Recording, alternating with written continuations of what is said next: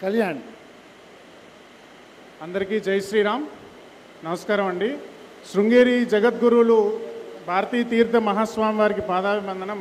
అలాగే గురువులు శ్రీ వద్దిపత్తి పద్మాకర్ గారి పాదపద్మాలకు నమస్కారం. ఈ వేదికను అలంకరించిన పెద్దలకు, ఈ అవకాశాన్ని ఇచ్చినటువంటి దర్శనం శర్మ గారికి కూడా ప్రత్యేకంగా అభినందనలు తెలుపుకుంటున్నాను. నేను ఈ అవధాన కార్యక్రమం అనేది చిన్నప్పటి నుంచి చాలా పుస్తకాల్లో చదివాను, కొన్ని వీడియోలు కూడా చూశాను, కొంత అవగాహన ఉంది. కానీ ప్రత్యక్షంగా గురువు గారి యొక్క అవధాన కార్యక్రమం చూడడం నిజంగా నా పూర్వజన్మ సుకృతంగా నేను భావిస్తున్నాను. నిజంగా ఇంత గొప్పగా, ఆహా ఏంటి ధారణాశక్తి, అసలు అసువుగా అంత అవలీలగా ఏ విధంగా చెప్పగలుగుతున్నారో నాకు నిజంగా తన్మయత్వంతో మనసు పులకరించిపోయినటువంటి పద్యాలు కూడా కొన్ని ఉన్నాయి.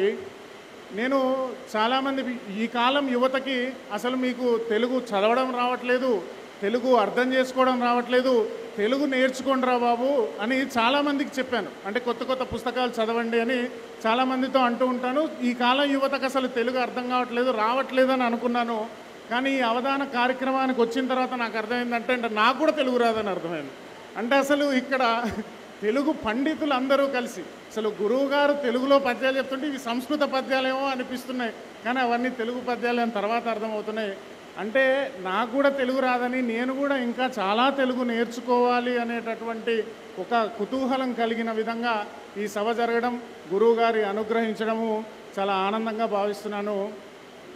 మేము చేసేటటువంటి కార్యక్రమం, మమ్మల్ని ఇక్కడ పిలిచింది ధర్మరక్షణ కార్యక్రమం చేస్తున్నారని, ఈ దేశానికి, ఈ ధర్మానికి ఈ కలంకం తెచ్చే విధంగా కొన్ని పాషాండ మతాలు, కొన్ని విదేశీ శక్తులు, కొన్ని భారతదేశంలో ఉన్నటువంటి అంతర్గత శక్తులు ఈ దేశాన్ని, ధర్మాన్ని విచ్ఛిన్నం చేయాలనేటటువంటి ప్రయత్నం చేస్తున్నాయి. వాటికి ఎదురొడ్డి పోరాడుతున్నాం అనేటటువంటి ఉద్దేశంతో మమ్మల్ని ఇక్కడికి పిలిపించారు. కాబట్టి దాని గురించి కూడా ఒక రెండు మాటలు వేదికలో ఉన్నటువంటి పెద్దలు అనుగ్రహించాలి.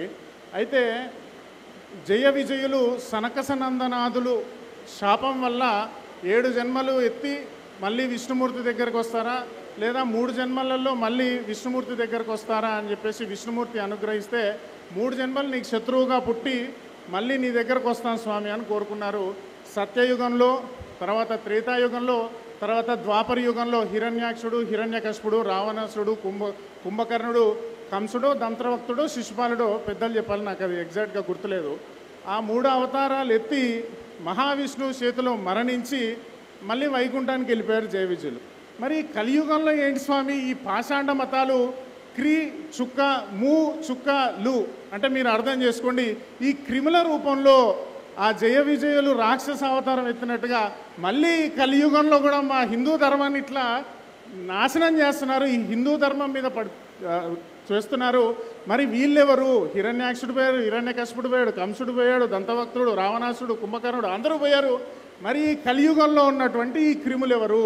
ఈ సనాతన ధర్మాన్ని వేధించేటటువంటి వాళ్ళు ఎవరు అంటే ఈ హిరణ్యాక్షుడు, హిరణ్యకశిపుడు, కంసుల్లాగా అహంకారంతో నన్ను తప్ప వేరే దేవుణ్ణి పూజిస్తే మిమ్మల్ని రాళ్లతో కొట్టి చంపేయిస్తాను, మీరు నరకానికి పోతారు, మీరు నాశనమైపోతారని భావించేటటువంటి ఆ భావజాలం నుంచి పుట్టినటువంటి సంతతి. కాబట్టి ఆ సంతతికి విష్ణుమూర్తి అక్కర్లేదు. విష్ణుమూర్తి భక్తులైనటువంటి మనందరము ఆ సంతతికి ఎదురొడ్డి నిలబడి మన సనాతన ధర్మాన్ని పరిరక్షించుకోవాలి. అలా పరిరక్షించుకోవడానికి గురుదేవులు మమ్మల్ని అందరికీ కృప కటాక్షాలు చూపించాలని కోరుకుంటూ జై శ్రీరామ్, జై శ్రీరామ్, భారత్ మాతాకి జై.